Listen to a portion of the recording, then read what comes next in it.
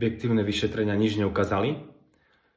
Ja sa každý deň stretávam v praxi s tým, že ľudí boli hlava, krk, tendná bolesť, pulzujúca bolesť v rôznych častiach hlavy, bolesti šie, strata mobility šie, alebo vlastne pišťanie v ušiach, okolo sánky, klbov, od piskania zubov, škrípania zubov, až po prosto bolesti v tých klboch a podobne, alebo problém s hlasivkami, s prehltaním, so slinením, rôzne symptómy. A ľudia sú častokrát vyšetrení nejak objektívne, ale nejaký pozitívny test im vlastne nevyjde.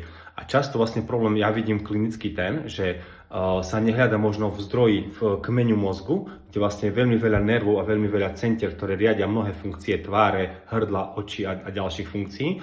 A jednoducho tam, keď sa objaví nejaký problém cez konkrétne testy, tak dá sa to neurorehabilitovať. Čiže ak máte nejaký symptóm a nevyšiel vám nejaký test, alebo nenašli ste nejakú pomoc, hľadajte neurorehabilitačné cvičenia na rôzne dané symptómy alebo lokality a môže dôjsť k tomu, že vlastne sa pomôže si ten mozog a vlastne dojde k úľave tých symptómov.